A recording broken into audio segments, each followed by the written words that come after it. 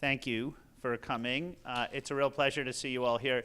And it's a real pleasure to have the Burack lectures back on campus. This was an event that was happening prior to when I got here, and then COVID shut it all down. And so I want to say thank you first to the UVM Foundation, who manages that gift and allows us to do these kind of things. And of course, I want to thank Dan Burack, who is not here at the moment, but who we know well as a friend of the university. He's done a tremendous amount to support UVM in a number of different endeavors, and including this lecture series, but also in many other ways, been a tremendous friend to UVM. It's my pleasure to introduce Chris Danforth. Chris and I started working together when I got here, when Adrian, what was Adrian's last name, who quit? Del Maestro, who quit soon after I arrived, probably no relationship, and left the VACC. And I went to Chris and I said, I think you're up. And he said, I don't think I'm up. And I said, no, I think you're up, and it's your turn. And he said, all right, I'm going to do it for a year, because I was new, and he didn't know. And he said, I'll do it for a year. And I said, you'll do it for a long time, because you're going to love this job, and you're going to love working with our office. And he's still in the job, so I'm at least partly right.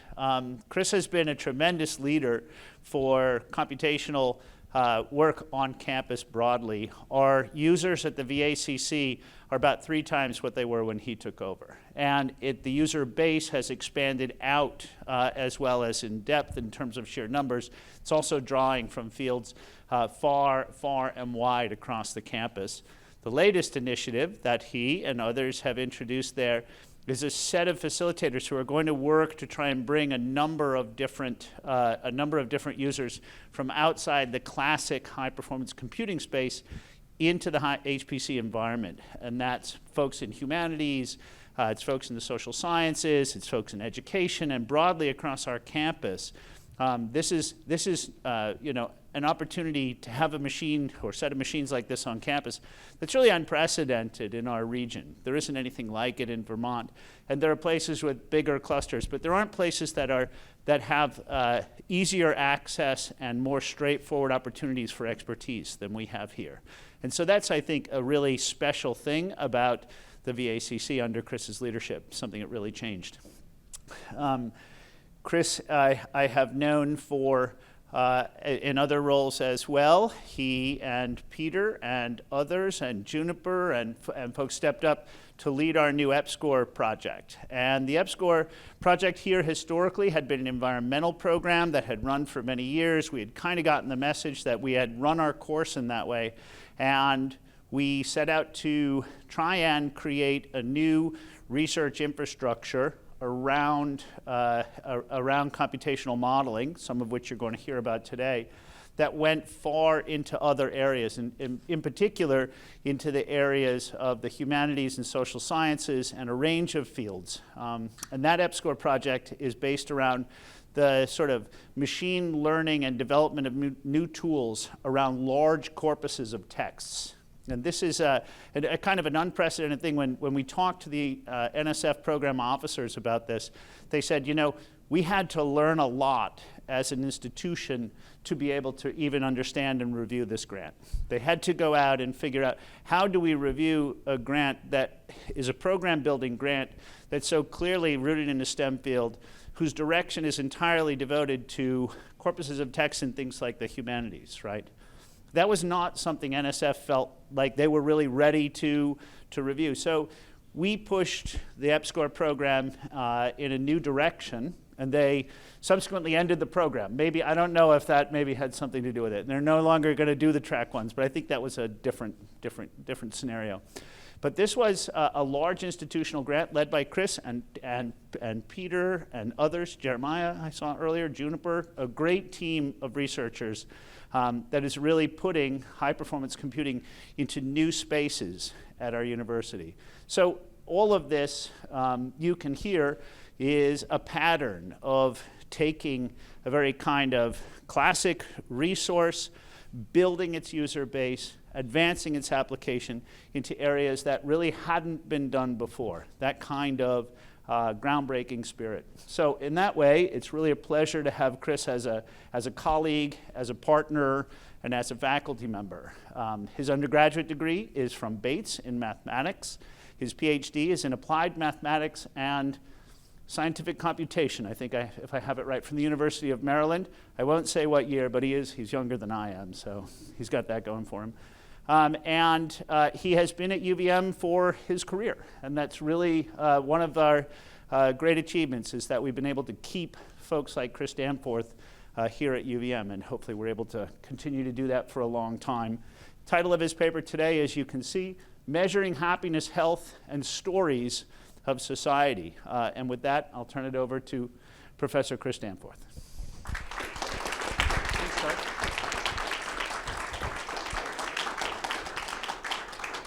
That was great. Thank you, Kirk. And it's a real pleasure to see so many friendly faces here. Thanks for coming out. Appreciate it. I want to thank the folks who invited me to give this lecture. Appreciate that too. And I'll start by saying that I have, from the beginning of my life, just been fascinated with what we can predict and how we go about doing that. When I was a kid, I had a tornado land in my backyard in New Jersey, and ever since then, I've just been really amazed at what we're able to do, and I wanted to develop methods to make predictions that are useful to society. And I started in weather prediction. That's what my PhD was in, and it's really one of the great success stories of science, what we can do there. We don't really think of it that way, but it's society's great algorithmic decision support system. And so I have, like a couple videos I want to show you to get the ball rolling here.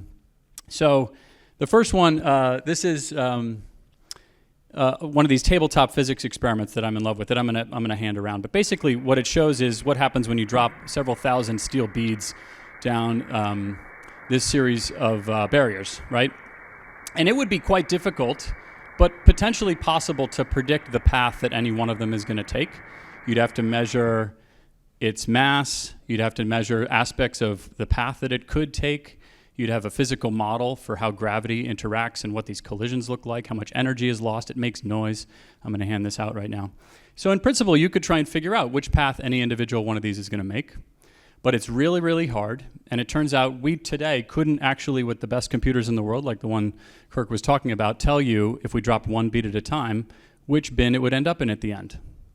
But we can tell you a lot about the statistical properties of the collective. And that's a really remarkable thing about science and why we know that it works for some types of questions. So you can see there, some clever person has put together one of these things where the outcome in a statistical sense is really well understood.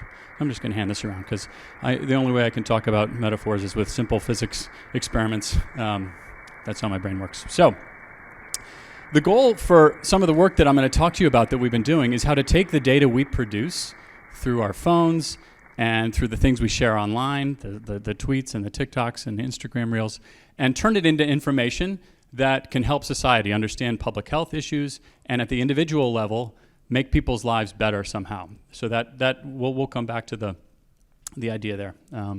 So this is the big picture of our story. We're going to take the data we share online. I'm going to build instruments, much like a thermometer or a microscope that we understand really well how they work, and try and build things like that for society based on our language. So I'm going to tell you about a few of the fun things that we've done in that direction, and then some of the more serious ones, and then there'll be time at the end to ask questions if you have any. So that's the plan. All right, so our first project that I'm going to tell you about is called Story Wrangler, and I'm going to motivate it with a famous tweet from about a decade ago now that says, 2 explosions in the White House, Obama is injured. And this tweet was posted by the Associated Press Twitter account, and within a few minutes, $100 billion was evacuated from the stock market in response to that message, because we've hooked together now all kinds of different systems that previously were not connected to each other. And fortunately, the stock market rebounded when the AP a few minutes later said, hey, we were hacked by the Syrian Electronic Army, just kidding. But this was one of the first times that we saw how the systems we've set up to allow different types of communications to integrate with each other, high-frequency trading algorithms that know, oh, when I see the president's name and an explosion, I should start selling stocks. When that message arrived on our computer, we've collected over 200 billion of these messages over the last 15 years. We have, this is what it looked like when it arrived. There's a lot of metadata associated with it, how many people follow the AP Twitter account and how many times it has been shared around the world. There's GPS information if it was included. And we have, rolling in every day, there's, 500 million of these messages posted. They'd wrap around the Earth's equator once if you wrote them on Post-it notes. And so it's what's amazing about it really is it's the first time we've been able to understand what regular people are thinking.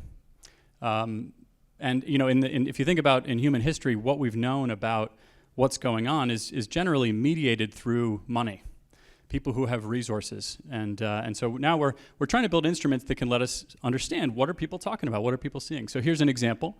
We built a tool called Story Wrangler where you can go and see how often people mention certain words. So the first thing we do, of course, is we look up the word God. And how often do people talk about God? God's calling. Thank you, Ginger. Appreciate that. And so about, every day, roughly, God is about the 300th most popular word on Twitter. The y-axis here is logarithmically spaced, so like powers of 10. The and of, those are up at the top. And then words you never hear are down around 1 million. So God is kind of a reference point for us. And we call, Peter came up with this ultra-fame concept for things that appear more often than that. The word Trump appeared more often than the word God every day during his term in office, for example. So it's one way of thinking about how popular are individuals. Twitter is a big place for music, so BTS was the most popular band and it often actually superseded Trump. So it was in the top 3 words some days with and of. The BTS K-pop Twitter handle was pretty remarkable. So we built a site where you can go and learn about how people talk about certain things. Again, it's collective attention.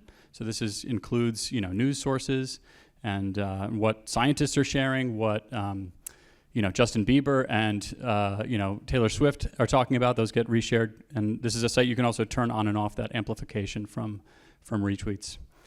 So this is the Story Wrangler site. There was a day, I'll just toggle over to it for a second. There was a day back in, I think it was 2015, where the smiley emoji made it to be the most frequently used word on Twitter.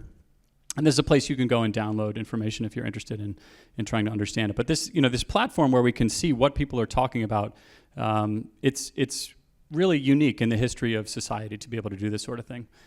Google did something like this a decade ago with respect to books and how often words are used in books, but this sort of thing had never existed for social media. We, of course, started with fun things like counting how often people laugh. So over 1 billion times, people typed H-A, H-A, H-A, and some combination of those. And we calculated all of them. We counted all of them and all the other words that people stretch. So you can see here on the bottom right, there's this sort of ironic laugh, H-A, and then there's the ha, and there's an odd and even thing where, like, if it's got odd number of characters, there's slightly less of those. People like to have an even, we have this sort of OCD thing to finish it well.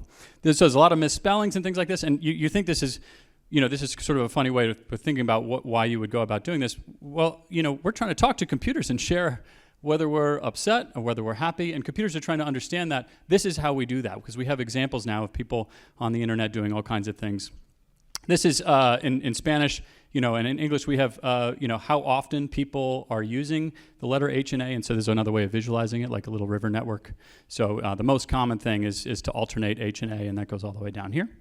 But then if you're not so good at typing, you can get a misspelling, and that's, so this is like H, A, H, and this word right here, this happened 20,000 times. The third and fourth letters were H. And it's easy to count this sort of stuff on computers. We're not actually doing this all on our own. But this is how we're going to train things like GPT to understand when people are upset, let's say, when they're shouting on the internet. And for example, this is what the willow tree of screaming looks like, all of the A's and G's and H's as you work your way down. So we have a whole ecosystem of these word trees that are a way of reflecting how people express themselves when they smash the keys and are telling us they don't feel very well on Twitter, for example. So that's kind of a silly one. We have a project where we count how often people use words about food and words about exercise and the balance of those two things. So it turns out we talk a lot more about food than we do about activities. But if you go ahead and look at the balance between those two based on where they come from on the earth, it correlates really strongly with things we care about in public health, like heart disease rates and obesity rates. So Vermont does really well in this caloric balance. It's the third best state, according to Twitter at least. So those are some of the examples that I'll start to motivate what we're doing. Some of them are going to be pointed at public health, and some of them at social movements. But the concept is, we have all of these communications from people's mobile devices, and we're trying to discover information that's going to be helpful to you. Some of that will be at the individual level or at the population level. That's the idea.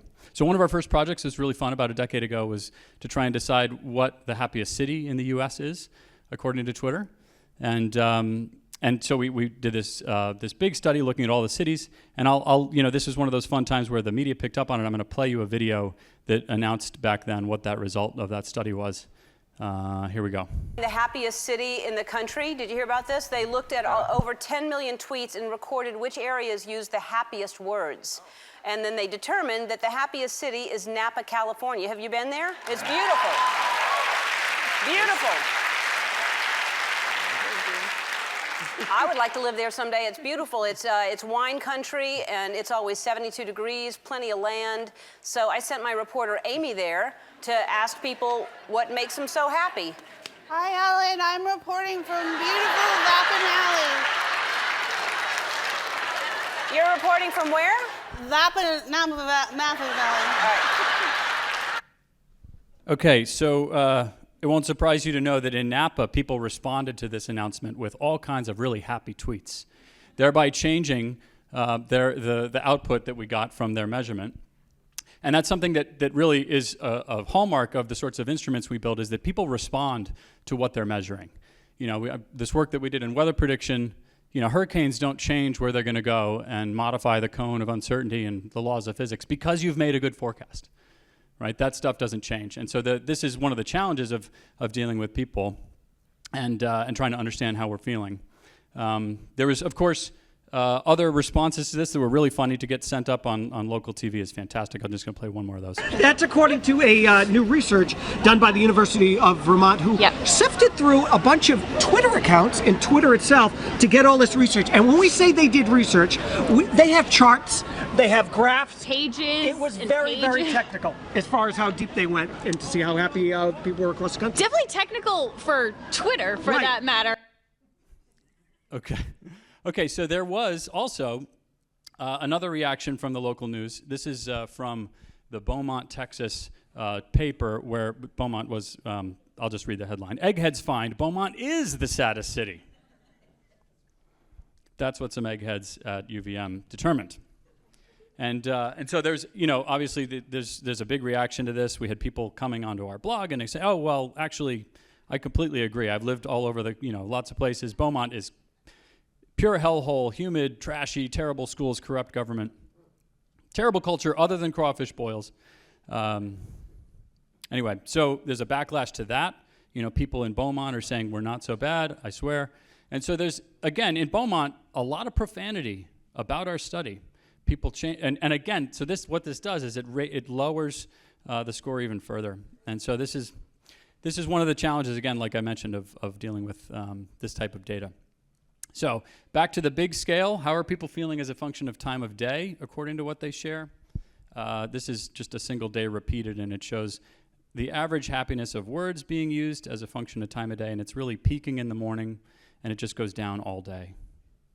We're just getting sadder as the day goes on. And profanity's going up all day. So these are like the 6 words you can't say. That's just going up.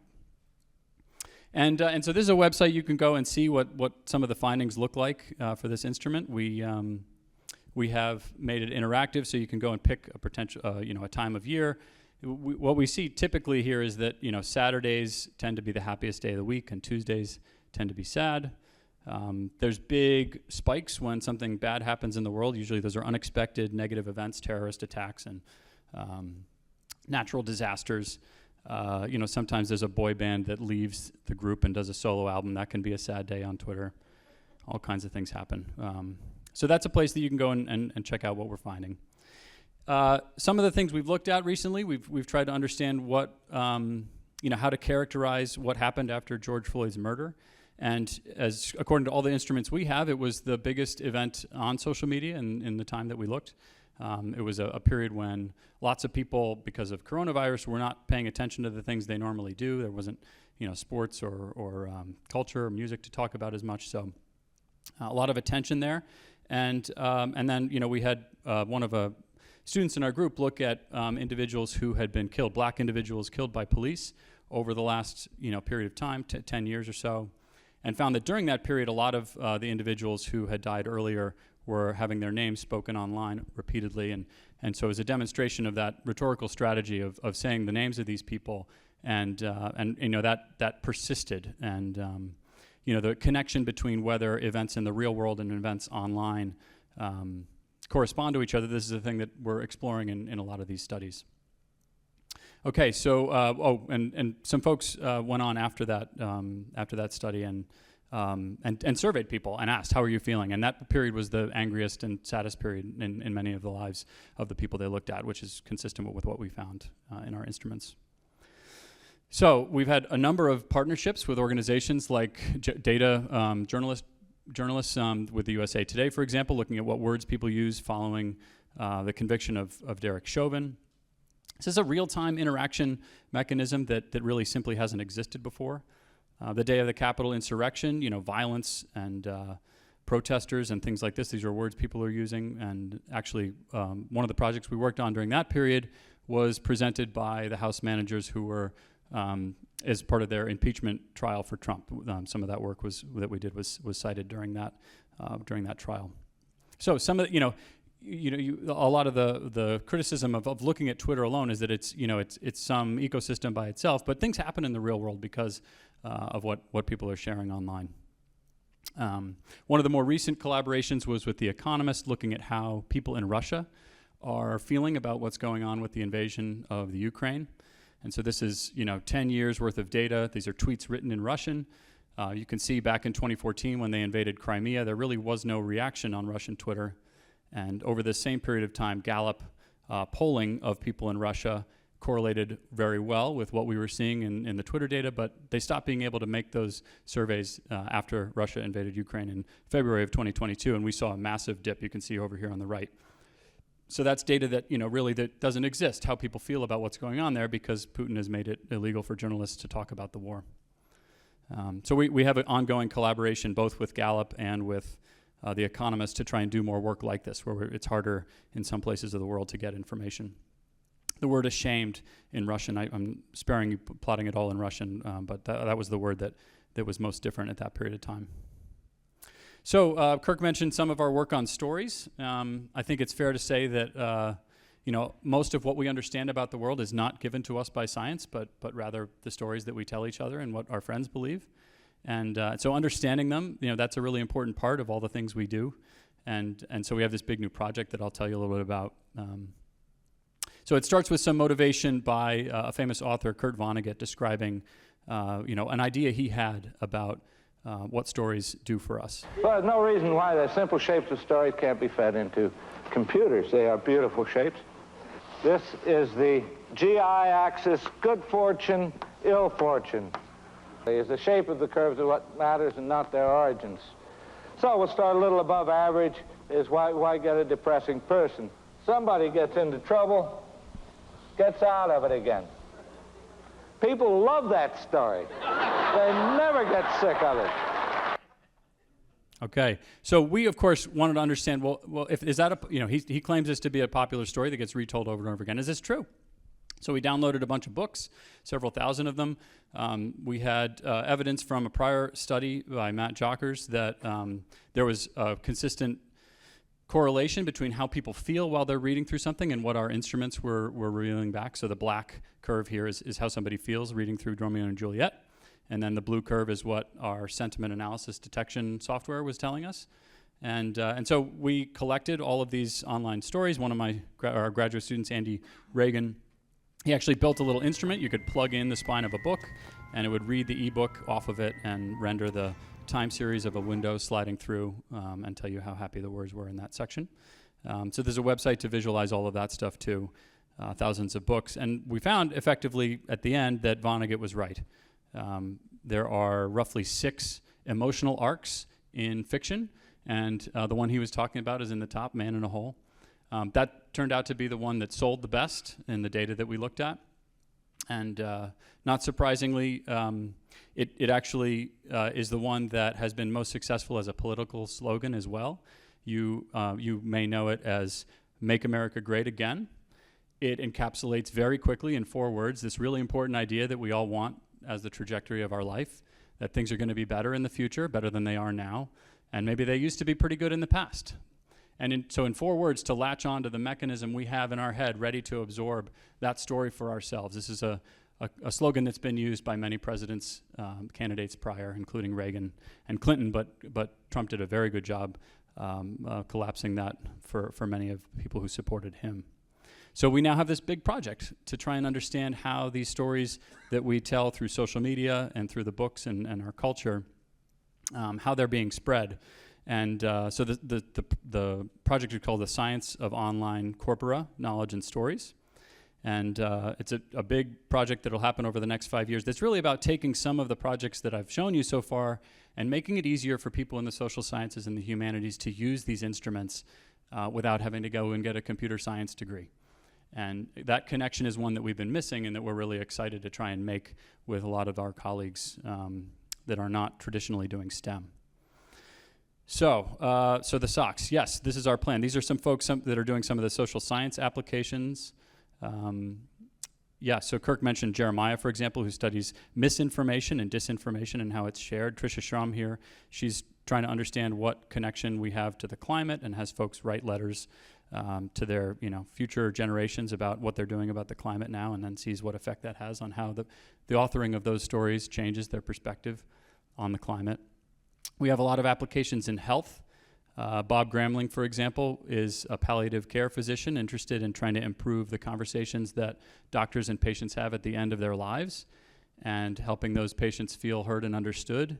And there's all kinds of information in those conversations that is very sensitive, but that we can learn from using the instruments that we've built.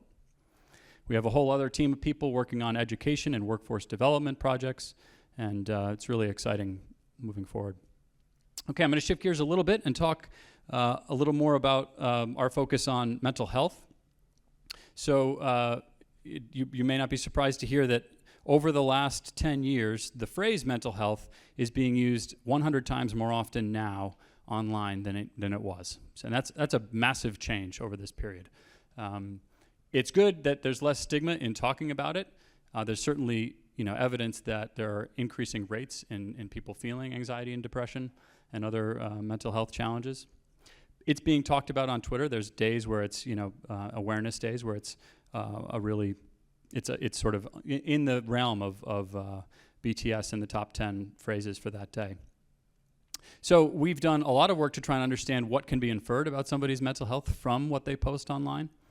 This is work led by a colleague of mine, Andrew Reese, who recruited people who'd been diagnosed with PTSD or depression and looked at differences between their social media posts in the year leading up to that diagnosis and a control population who did not receive one. And we found all kinds of interesting things. For example, that people who end up being diagnosed with depression, they have less faces in the photos they post to Instagram before that diagnosis. The colors in those photos tend to be darker and bluer and grayer. And this is not surprising if you know somebody who's depressed, you've been depressed yourself. Psychiatrists will tell you that you literally see less color in the world, you spend less time in large groups of people, and that information is visible in things that people are posting. This is, of course, great news if you're interested in trying to figure out how to have your phone give better data to you about how you're doing. You can imagine a future where you've authorized your phone to send information to your doctor, and every morning they wake up with a rank-ordered list of the people they should see and call and reach out to, rather than having to make people make an appointment a month from now or find a new physician. There's a much better way for that healthcare to be prioritized. You can also imagine a version where your phone starts showing you ads for things to buy because it knows you're about to be manic, for example. So there's versions of the future where this type of data can really help us or really be, we could be harmed by the extraction of value as in the surveillance economy would indicate. So we're really committed and trying to figure out how to make sure that things like this are helping us and that the algorithms that we work on are contributing to individuals being able to make better decisions for themselves. So that's one example. People who wrote back, in reaction to that study, I'll say again, there's sort of like, oh well, if the black and white filter's the one that people use when they're depressed, I won't use that one anymore, and that way I'm dodging that diagnosis. There's a reaction that people have, and will start behaving differently because they have learned about what we're sharing. So we also, it's very clear that nature as a mechanism to deliver mental health benefits is the most scalable thing we have. We can't have a psychiatrist and therapist talking to everybody every day. And so, one of the projects that we've been working on for a while is figuring out what role nature can play in people's health. We, with the data that we have, of course, wanted to check and see what effect does nature have on people, and can we observe that through Twitter?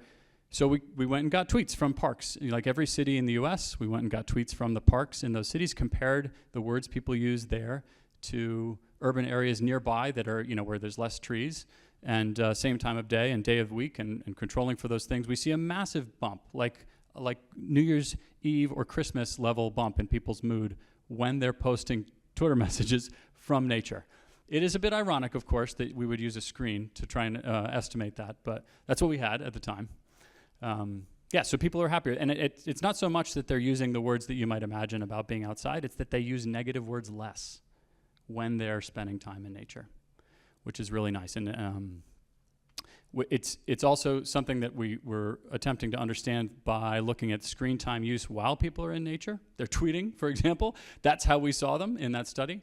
So we have another study more recently looking at how people use, these are undergrads, use smartphones when they're in nature. And in fact, it turns out for the first half hour that they're outside in nature, they actually spend more time on screens than they might when they're back in their room, because they're like texting their friends and calling people, and it's like a social time for them.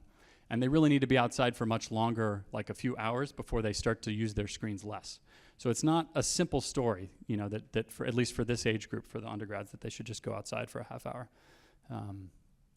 So I have a couple kids with me here today that I'm thankful for. You can imagine being at the dinner table in my house, and it's like, will you please explain youth culture to me? Like, what are the latest trends? I'm studying these things, and I'm sorry to you both for having put you through that. But one of our things we would do is, during COVID, it's like we have to get outside. Okay, the screens are killing us. The Zoom school. Oh my gosh, I know everybody's got their own special version of hell from COVID, and we needed to get outside. So I had never really built anything. I'm not a handy person, but I Googled. Okay, I'd like to know, what's the best treehouse that a person could build if they just are otherwise generally useless, and so I got a kit in the mail, and the kids helped me work on this. We drilled some holes in the tree.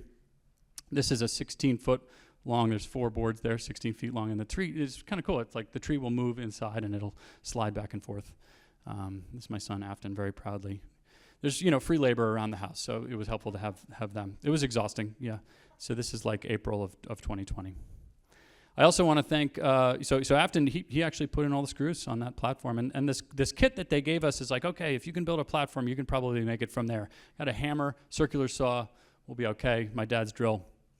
I have to say thank you to Kate too, my wife, because at this time, I knew that being outside was good for us, but I spent maybe a little too much time outside, possibly. It got way out of control.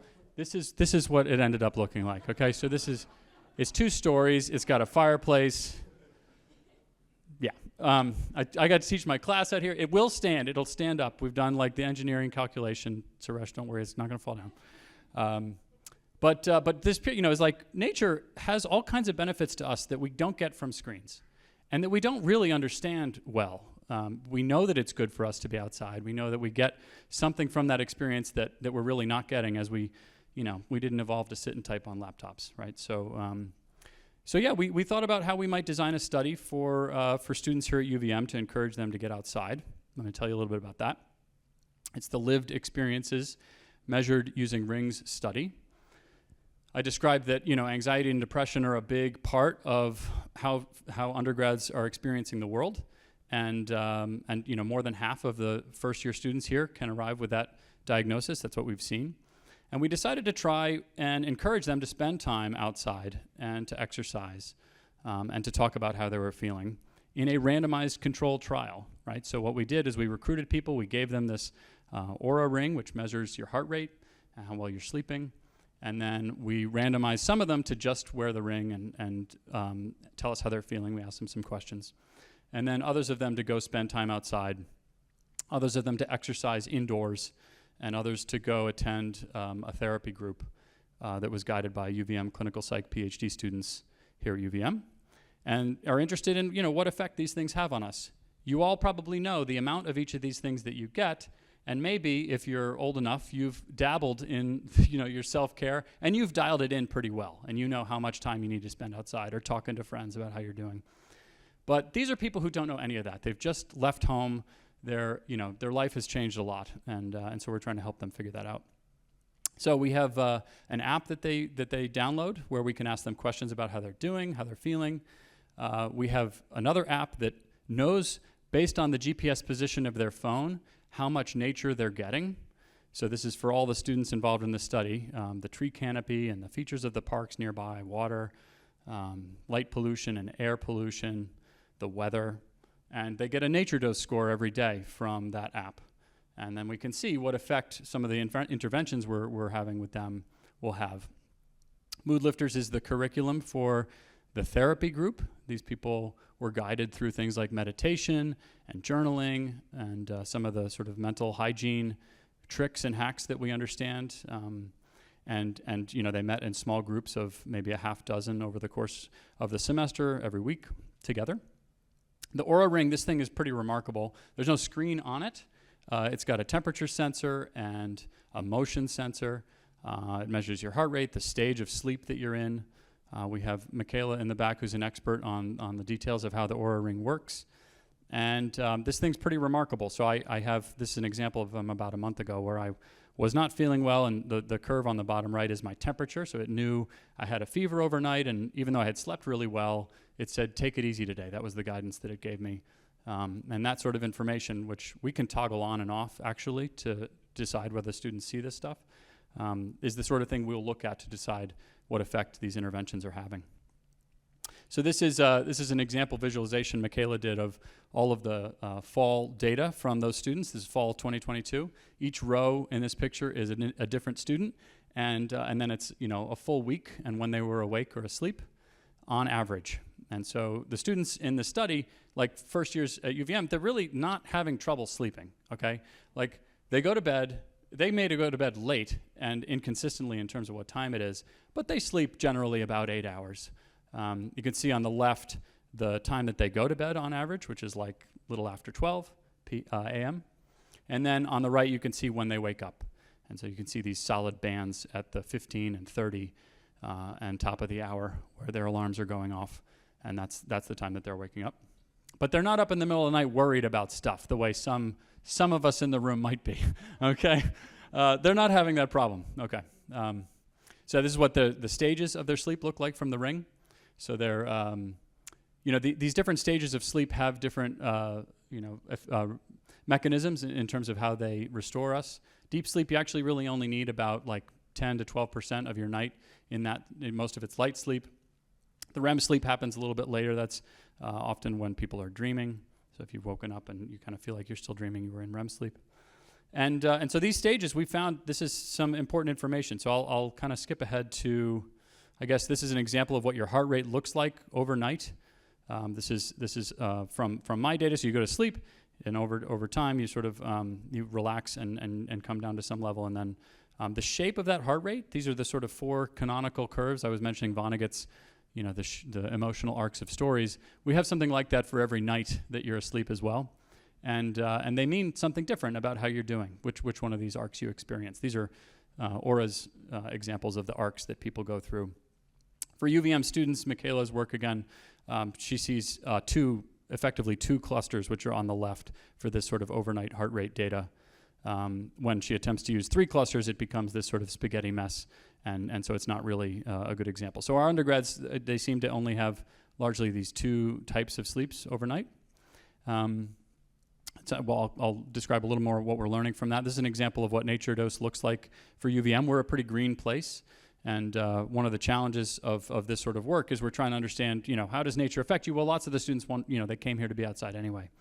And so I'll talk about how we're looking to improve that relationship. So here are some of the preliminary findings from Lemur's, which is an ongoing study. So more than half of the students at some point during the semester met the criteria for a generalized anxiety disorder in filling out surveys for us, at least once during the fall. That was 2022. If you control for factors already known to predict stress, how many times they breathe overnight and the difference between that and their average was the best predictor. So you breathe about 15 times a minute overnight, and if you wake up in the morning and this ring says, actually last night you breathed about 16 times a minute, it's a sign that your body's stressed out, and it's something you wouldn't know. It's not something you count, how often you breathe overnight, but the ring can tell us, and it's predictive of the stress you would report on a survey the next day. So that's really nice if you're trying to think about how to ask, to stop asking people how they're doing, if it can be inferred in this way. It's also how Aura might suggest to you something to do during the day, what category of activity might be good for you. The heart rate patterns that I showed a minute ago, a prior mental health diagnosis or past traumatic experiences are the things that are most predictive of which of those two arcs an individual would fall into. So this, again, the sort of screening technology that we might use the data we're producing passively to suggest to someone's physician that they be seen for some reason, and rank ordering that diagnosis based on, or that screening based on data, not just from what you say, but what your body's actually doing. And then the last thing that's really exciting is that the bake-off between therapy and exercise and time outside, it appears that nature has won. And this is a fantastic result for us because it's the sort of thing that scales the best. And it's also, if any of you have ever had the experience of like going outside for a brisk walk with a friend, talking about how you're doing, it's hitting all of those, all three of the mechanisms that we're testing here. So there's good reason for that to be something you can do. It's the most scalable and accessible. Yeah, so go outside and walk with a friend. Science says. Okay, just about done with all this stuff. This Lemur study, we're trying to recruit a new cohort of students every year. We have done that again this year. So there's 600 both sophomores and freshmen right now who are taking part. We're going to, this spring, do this single session intervention where we ask people to describe for us what it is they want to improve about their well-being, and then pay them if they do that thing. And then we'll be able to tell if they actually did from what the ring looks like. We're not going to take their money away if they tell us that they did it, and when we learn, in fact, they didn't, they're going to get paid for this, and we're going to explore what effect different types of incentives have on that. You maybe test whether giving to charity works better, or after you miss a day of doing what you said you'd do, pay you a little bit more the next time you start doing it again, because those things have been shown to help people change their behaviors in the past. So that's our plan for the spring. We're very excited to be partnering with Gallup. The details are in the works here. You probably have heard of Gallup as the organization that surveys people in the U.S. There's about 100,000 panelists that they survey to try and understand how we feel about abortion and gun control and politicians over time, right? And all the instruments I showed you about social media, the goal was to put something up that was complementary to what those traditional social science methods do. But now we're going to be able to partner with them to compare how people feel when they're answering that question, how they're actually behaving online. And in this case, if we put rings on folks and we can see how the physiology connects with how they're doing and what their reported feelings are. So really excited about that update. The representativeness of that sample is going to be much better than, for example, UVM freshmen in terms of how this extends to the real world. And again, I mentioned the at the beginning, this simple experiment. Each one of those beads, it's very hard to predict where any one of them is going to go, but we can get, the climate effectively at the end. And we can also imagine taking that experiment and tilting the dial. And that's really what we're trying to do, is just make it easier for people, reduce friction, to make good decisions about what they're doing. And that's just tilting gravity in that steel bead experiment so that the distribution at the population level moves over. People are getting better sleep, they're feeling better. And your chances of, there's a lot of randomness there. Like the physics of that experiment, it shows that, there's the component that's gravity's pulling down, but then there's also, all these beads jostling into each other and bumping. You can't control everything that's going to go on in your life. But you can bias, by making better decisions, using the data on how your body's doing. You can bias that distribution to be better at the population level and for any individual. And really, I think what we're ultimately going to be able to do is, just like we can forecast a hurricane a week in advance, using this type of data, I think we're going to be able to say, okay, like today's the day you should bring your umbrella. It's going to rain. It's just something we do normally now. I really think we're going to be able to do that for our health. Okay, just like I showed you, my temperature was up. I'm going to recommend this set of activities today, and maybe don't, with respect to how much time you spend talking about how you're feeling or exercising or time outside, like how many parts of that do we need? And we don't really have any good guidance on that. You just know that, these things are supposed to help. But so bring an umbrella. That's the version of this that for your health that I think that we can come up with. All right, so we're trying to do data science for social good. We're finishing up here. There's websites, Story Wrangler and Hedonimeter, where you can learn about what the population level collective attention looks like, which is really just something that was impossible 20 years ago, and now we're trying to connect to Gallup polling data. We have the lived experiences measured using Ring study, where we're trying to take our data and give people the power to do good things for themselves based on it. And SOCS, our new project to connect some of these instruments to people who do work in the humanities and the social sciences. So I have a few thanks that I wanted to make. I have people who've been involved here with the Lemur study. I didn't realize when we got going on this that it's like it really is like a clinical trial because we're randomly assigning students to these different interventions. It's a massive effort. Lots of people who've been helping out with this from all over campus. People with expertise in psychiatry and biomedical engineering and natural resources. So thanks to all those folks. There have been about 75 students, undergrad, grad, PhD, master's students, and postdocs who've done work on the projects I've shown you. I've got funding from the National Science Foundation, MITRE, AMD, Mass Mutual, Johnson & Johnson, Gund, a few others. A few special thanks. My partner, Peter, who's just like the smartest guy I know and super funny. And like knows so many, he's sort of like always right, but 10 years too soon, which is like its own special hell that you're right before everyone else and nobody believes you. And he's a remarkable guy. The VACC team, I'm just so thankful. So we just today put in a new proposal, like Kirk talked about, for effectively what would be like 10,000 iPhones hooked to each other. That'll do 100 petaflops, 10 to the 17 calculations a second. And it's the sort of thing that will enable all kinds of new machine learning research on campus. It's really great. And so Andrea Elledge is the figurehead behind pushing that all through. Some folks who know how to get funding really appreciate your role in this. So Jay is here in the audience. Thank you. And Ingrid Barcelo, who has helped with some of the proposal writing. Janki, the chair in math, Linda, Dean in SEMS, and Kirk, really helpful to have people like umbrella-ing for us so we can focus on science. And that's really exciting to have that sort of support. Colleagues in complex systems, really appreciate you. Kettlebell team in the front, thank you. And Dom Grasso hired me. I had one paper. I can't believe he agreed to hire me to work here, but it's worked out okay, so that was good. I also want to thank my dad, who's on the left here. He was a material scientist at Rutgers, and I just love learning because of talking to him. And my mom, who came today, I appreciate it. Mom, this is a picture of her choreography. She's a modern dance instructor, and so teaching and learning, it's the best profession. And Rose and Poppy. Thank you all for your attention. I'm happy to take questions.